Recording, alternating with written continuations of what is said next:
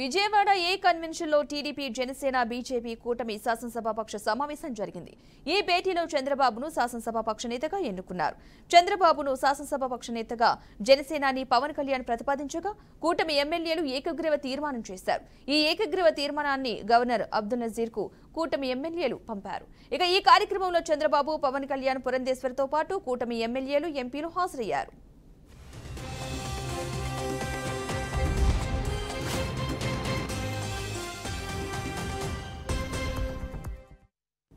రాష్ట్రంలో అభివృద్ధిని సమిష్టిగా ముందుకు తీసుకువెళ్లాలని పవన్ కళ్యాణ్ అన్నారు.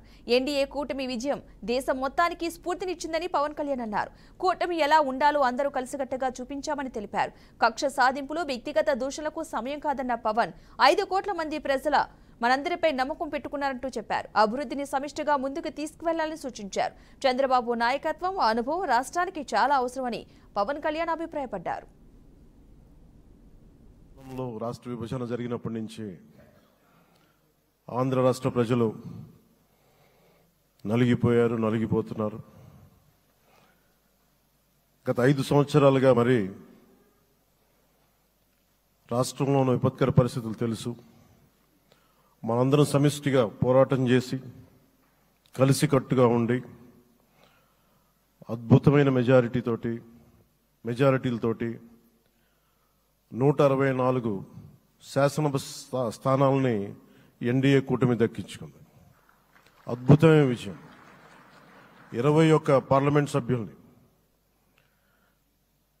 మన సెంట్రల్ హాల్లో కూడా మాట్లాడుతూ ఉంటే అందరికీ ఆంధ్రప్రదేశ్ విజయం, తెలుగుదేశం, జనసేన, భారతీయ జనతా పార్టీతో కూడిన ఎన్డీఏ కూటమి విజయం దేశం మొత్తం చాలా ఒక స్ఫూర్తినిచ్చింది. ప్రతి ఒక్కరి విజయాన్ని వారి వారి రాష్ట్రాల్లో ఎలా దీన్ని ముందుకు తీసుకెళ్లాలి, ఒక్క ఓటు చీలకుండా అలయన్స్ అంటే ఎలా ఉండాలి అనేది మన ఆంధ్ర ప్రాంత ప్రజలు, మన ఆంధ్ర రాష్ట్ర ప్రజలు మనందరం కలిసి కట్టుగా చూపించాం. 2021 మార్చి 14 ఇప్పటం సభలో నేను ఒకటే తెలియజేసుకున్నాను. ఆ ప్రభుత్వ వ్యతిరేక ఓటుని చీలనివ్వను. ఆ మాట మీద ఉన్నాం, ఆ మాట మీద నిలబడ్డాం. ఒడిదుడుకులు ఎదుర్కొన్నాం, తగ్గాం, కానీ నిలబడ్డాం. ప్రజల నమ్మకాన్ని పెంచాం.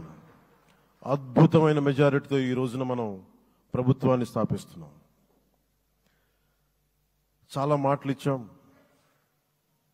పొద్దున కూడా జనసేన లెజిస్లేటివ్ పార్టీ మీటింగ్లో నాయకుడిగా ఎన్నుకున్న సందర్భంలో మాట్లాడుతూ మనం చాలా మాటలు ఇచ్చాం.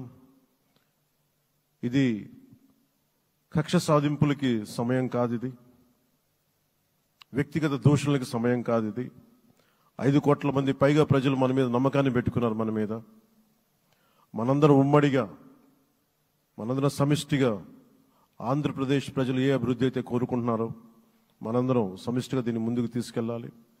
అభివృద్ధి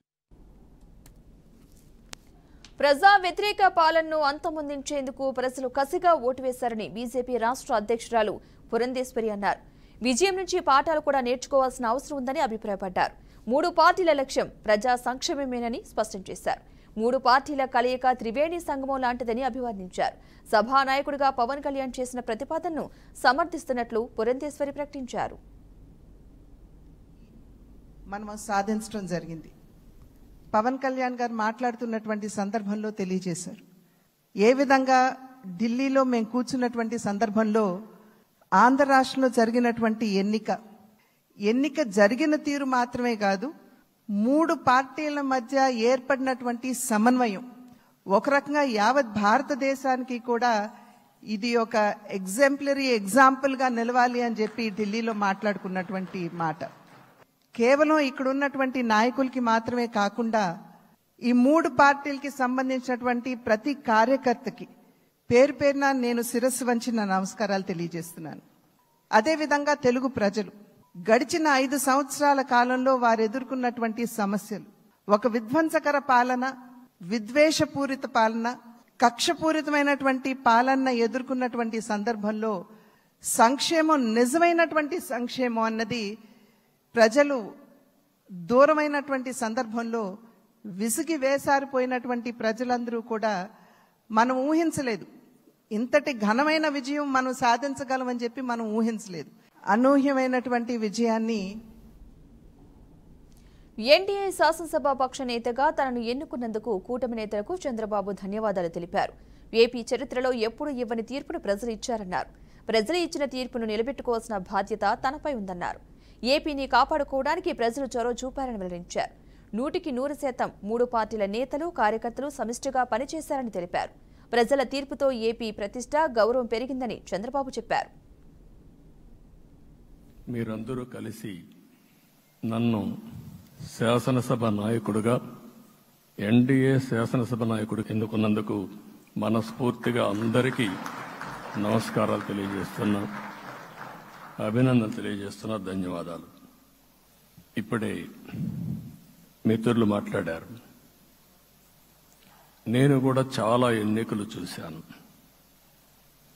ఈసారి రాష్ట్ర చరిత్రలో ఎప్పుడూ ఇవ్వనటువంటి తీర్పు ఇచ్చారు. ఈ తీర్పు మళ్ళీ నిలబెట్టుకునే బాధ్యత మనందరిపైన ఉంటుంది. అయితే రాష్ట్రంలో ఉండే 5 కోట్ల ప్రజలందరికీ శిరస్సు వంచి పాదాభివందనం చేస్తున్నా. ఈ రాష్ట్రాన్ని కాపాడుకోవడానికి మీరు చూపించిన చొరవ కోసం అందరం కూడా ఒకటి క్యాంపెయిన్ చేశాం.